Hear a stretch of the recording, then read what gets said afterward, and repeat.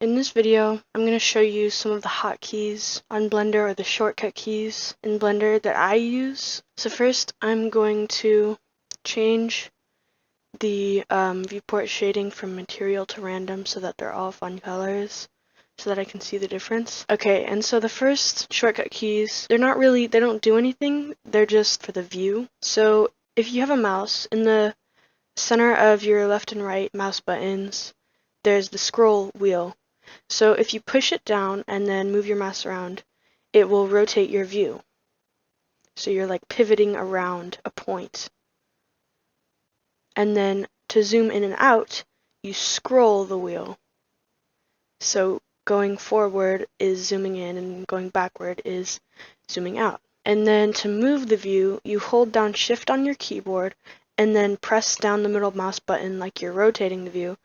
But you're holding down Shift, so that drags the view so that when you rotate, you're pivoting around a different point. And by the way, on this side, I have my list that I'm following, but you can follow along like that. To hide this menu or bring it back, you hit T on your keyboard.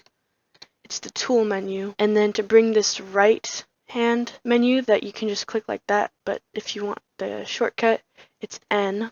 And then if you want to switch your viewport shading mode, you hold down Z and then move your mouse whichever way. So go to Material, go to Wireframe, go to Solid, go to Rendered,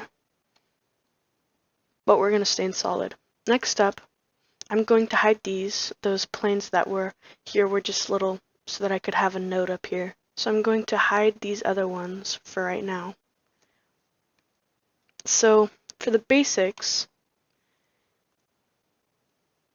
just hit G to move. You can manipulate it on one axis if you want. So if you just hit X, it will move it on the X axis. You can do the Y or the Z, or you can do Shift and then one axis, and that will make it so that you're pivoting on the other two, so you're removing that from the combination.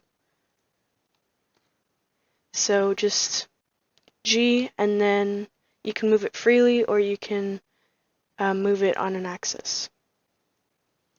Okay, next is R to rotate. So it'll always rotate from your view, but if you want it to only rotate on, let's say, the X axis, just hit X, just like with G to move. And then you can also do Shift X so that it's rotating on the other two, but that's basically the same as X. Okay, and then S to scale, and same concept as the other two.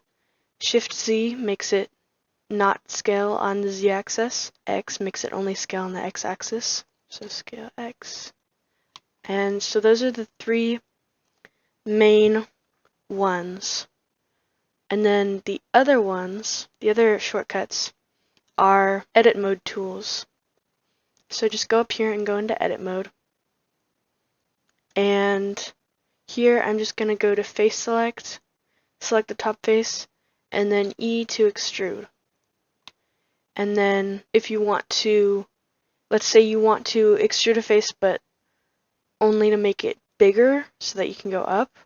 Here, I'll just show you. So E to extrude and then S to scale. So it doesn't move at all, it just gets bigger. And then you can extrude again and you have a bigger face. So that just makes a face and then you scale it. So that's just a combination that you can use. Okay, so next is I to inset. And this one, yeah, you just inset, and then you can use extrude and scale, and then extrude again, scale, whatever you want. I just makes the face go inward. You can't outset it, it's just inset, but if you want to outset it, I guess, just do E and S, and that will scale it outwards or inwards. Another way that you can inset is just E and S. They're different because this one actually scales it, E and S scales it, and then inset, you can put in how thick the boundary is.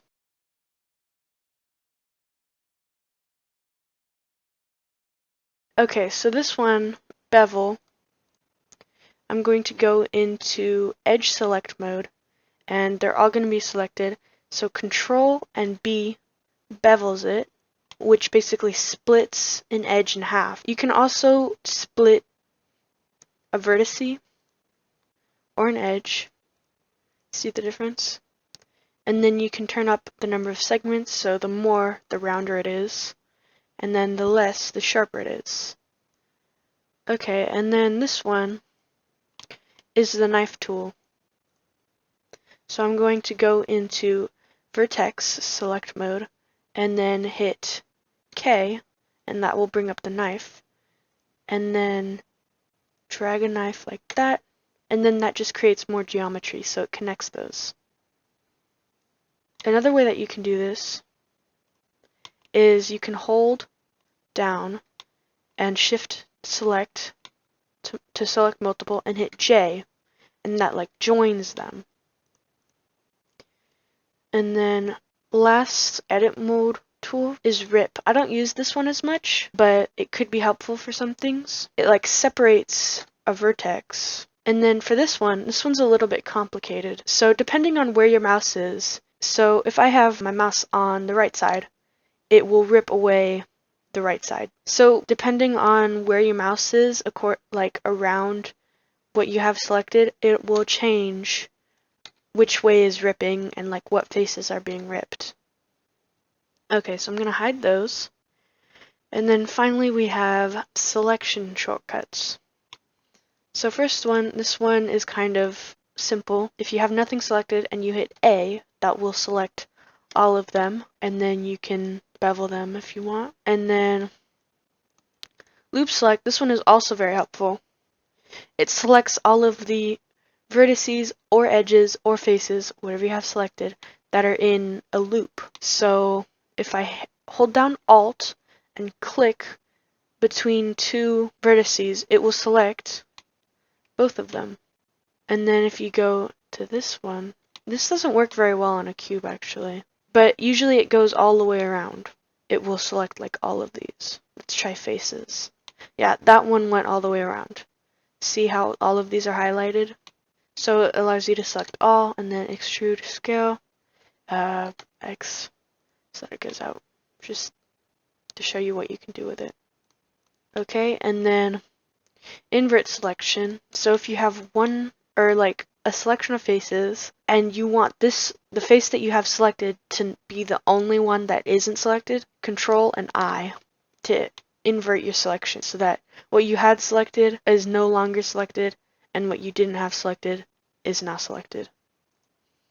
Circle select, this one is good if you have lots of geometry, so I'll just subdivide this and then turn it up a bit and then have whatever mode you want, whatever selection. You hit C and that will allow you to like draw what you want selected, and then you can hit enter or you can right click on your mouse to cancel so that you're no longer circle selecting.